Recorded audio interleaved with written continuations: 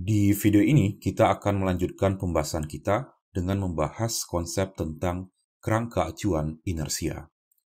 Kita sudah membahas bahwa berdasarkan hukum 1 Newton, gaya total dapat didefinisikan sebagai satu-satunya penyebab terjadinya percepatan. Lalu, apa implikasi dari definisi gaya total yang diberikan oleh hukum 1 Newton ini? Untuk menjawab pertanyaan tersebut, misalkan terdapat dua buah benda, yaitu benda A dan benda B. Kemudian, misalkan benda B ini tidak menerima tarikan maupun dorongan, dan ini berarti gaya total yang bekerja pada benda B sama dengan 0. Kemudian, misalkan percepatan benda B juga sama dengan 0, kalau benda B ini kita amati dari sistem koordinat ini.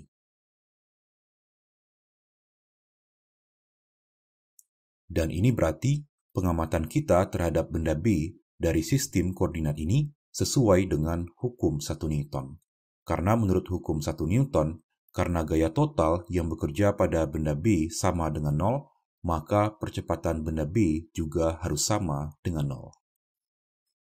Kemudian, kita juga sudah membahas bahwa percepatan benda B relatif terhadap benda A dapat dirumuskan sebagai ABA,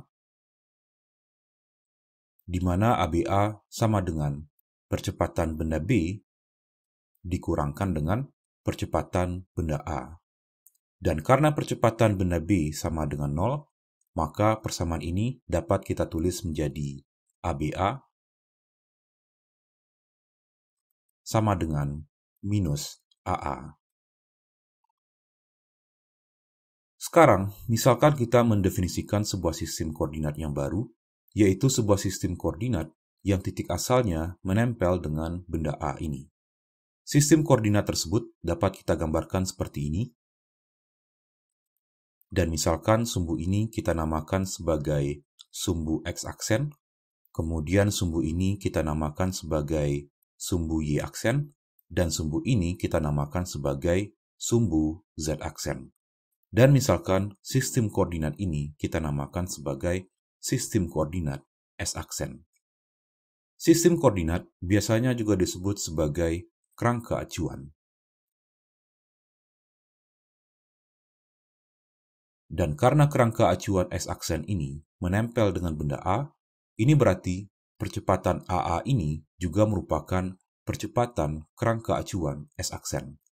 Sehingga berdasarkan persamaan ini, kita bisa menuliskan bahwa percepatan benda B relatif terhadap kerangka acuan S-aksen atau percepatan benda B yang kita amati dari kerangka acuan S-aksen sama dengan minus percepatan kerangka acuan S-aksen. Dari persamaan ini dapat kita lihat bahwa kalau benda B kita amati dari kerangka acuan S-aksen yang mengalami percepatan A S-aksen, maka kita akan mengamati benda B juga mengalami percepatan, meskipun gaya total yang bekerja pada benda B sama dengan 0. Dan ini berarti pengamatan kita terhadap benda B dari kerangka acuan S-aksen tidak sesuai dengan hukum 1 Newton. Dengan demikian, kita bisa menyimpulkan bahwa kerangka acuan yang kita gunakan ketika mengamati sebuah benda itu menentukan apakah pengamatan kita sesuai dengan hukum 1 Newton atau tidak. Kalau pengamatan kita dari sebuah kerangka acuan sesuai dengan hukum 1 Newton, maka kerangka acuan yang kita gunakan tersebut dinamakan sebagai kerangka acuan inersia.